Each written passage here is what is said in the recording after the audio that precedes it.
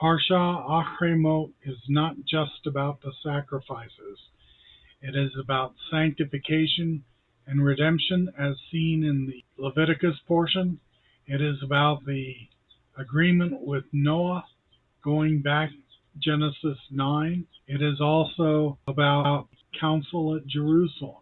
So there is a connection from the agreement with Noah, the agreement with Moshe, and the agreement with the Gentiles and the Jewish believers that had to be negotiated at the Council of Jerusalem. All of these are applicable to today, where there is a disagreement about redemption and a solution for the schism between Christians, Jews, and Messianic Jews.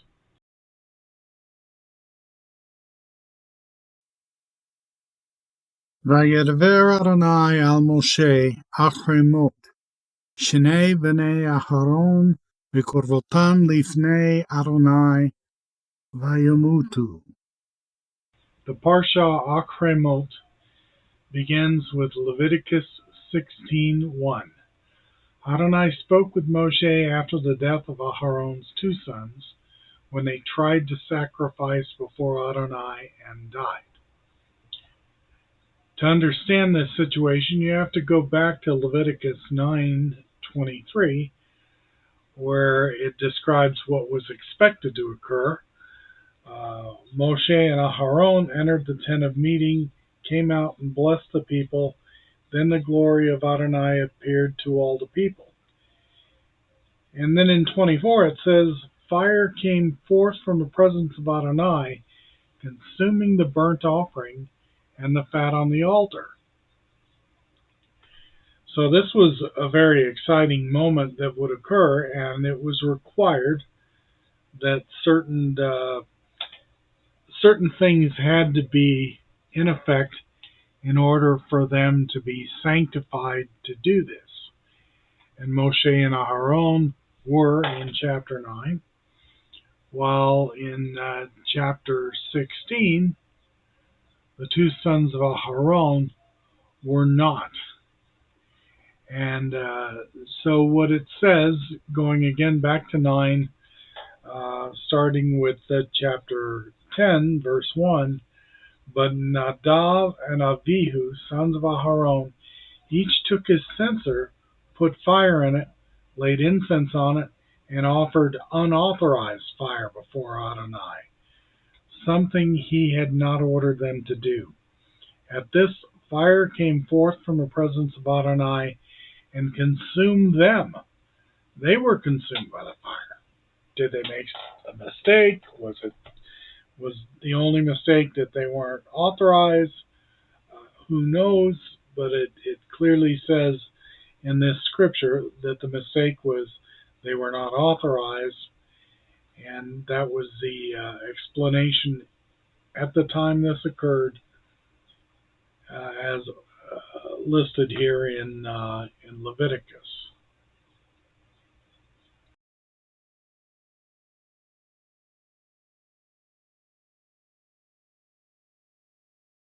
While chapters 16 and 17 of Leviticus discuss Levitical protocol in the temple, the portion for Achrey Mot is not just about sacrifices, but also addresses being sanctified, which can imply the need for redemption. Redemption is a process where we become sanctified before the Lord. Redemption is a theme not only in Judaism, but of concern to Christianity. Later on, chapters 17 and 18 contain rules for Gentiles living in the Jewish community. These rules have been combined with laws in the covenant with Moshe, and is described in the Talmud as the Noahide laws. These Noahide laws are considered to be applicable to all people, not just Jewish people under the covenant with Moshe. And everyone, even today, could be accountable for keeping them. While the Noahide laws can be found outlined in the Talmud, Sanhedrin 56a.24, It's not very clear looking at Genesis 9 that that's exactly what it says. On the other hand, they are reflected very clearly in Leviticus 17 and 18. At the end of several of the verses, such as verse 3, verses 8, verses 9, verse 12, there are comments like, this applies inside or outside the camp, referring to those who are not living in one of the tribal portions of the camp, or one of the foreigners living with you, or one of the foreigners living with you. None of you is to eat blood, nor is any foreigner living with you to eat blood. Or one of the foreigners living with you hunts and catches game, whether animal or bird, that it may be eaten. He is to pour out its blood and cover it with earth. For the life of every creature, its blood is its life. So this applied for those who were Jews and Gentiles living with the Jewish people while in the desert for 40 years. In Leviticus 18, verse 6, it says, none of you is to approach anyone who is a close relative in order to have carnal relations. 21, you are not to let any of your children be sacrificed to Moloch, thereby profaning the name of your God. 26, but you are to keep my laws and rulings and not engage in any one of these disgusting practices, neither the citizen nor the foreigner living with you. If you are not Jewish, If you believe in the Bible, then you can see very clearly that these laws were meant to apply for everyone, at least the ones that specify in Leviticus, the foreigner living with you or outside the camp. Some of you may still be struggling with the idea of Talmud and the Old Testament and whether or not Leviticus applies to you as a Christian. One of the stumbling stones for Christians is the idea that being obedient to the Old Testament or the Talmud is some kind of Judaizing heresy. So the question is, where does that come from? And where that comes from is an incident that's outlined in the book of Acts, in Acts 15. It starts with 15:1, but some men came down from Yehuda to Antioch and began teaching the brothers, you can't be saved unless you undergo Brit Milah, circumcision in other words, in the manner prescribed by Moshe. This brought them into no small measure of discord and dispute with Shaul and Barnabas. So the congregation assigned Shaul, Barnabas, and some of themselves to go and put this Shelah, that's an official question, an interpretive question, before the emissaries. After being sent off by the congregation, they made their way through Phoenicia and Shomron, recounting in detail how the Gentiles had turned to God, and this news brought great joy to all the brothers. Upon arrival in Jerusalem, they were welcomed by the Messianic community, including the emissaries and the elders, and they reported what God had done through them. But some of those who had come to trust were from the party of the Perushim, the Pharisees, and they stood up and said, it is necessary to circumcise them, referring to Gentile believers, and direct them to observe the Torah of Moses. The result of the Shelah is found in verse 28.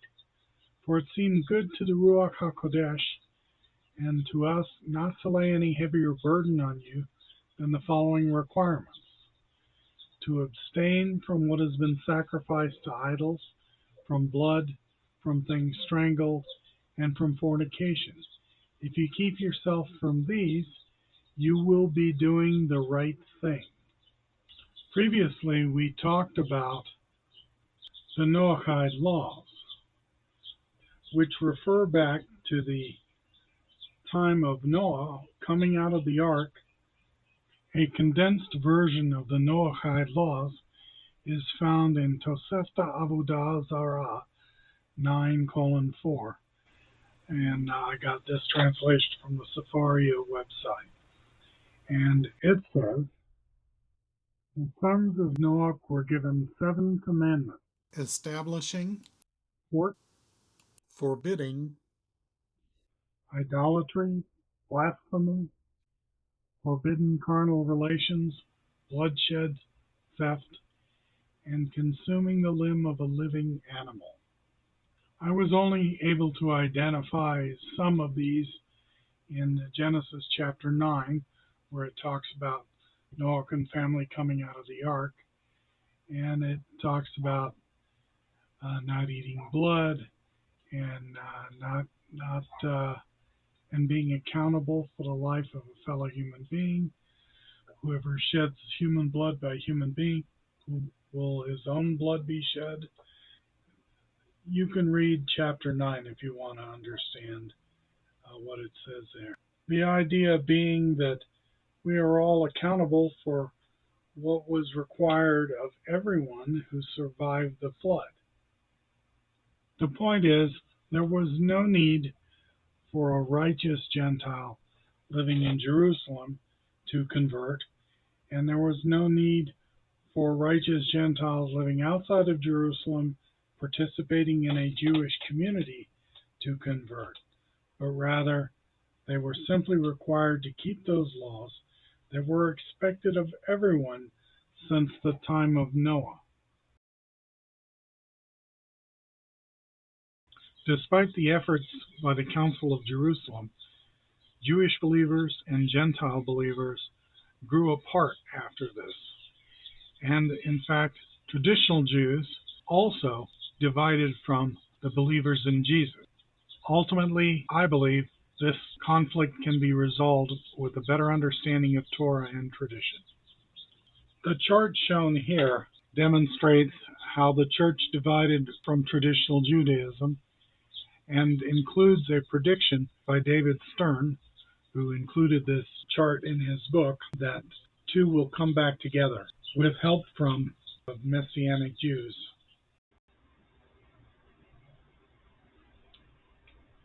So there are certain reasonable conclusions from all this.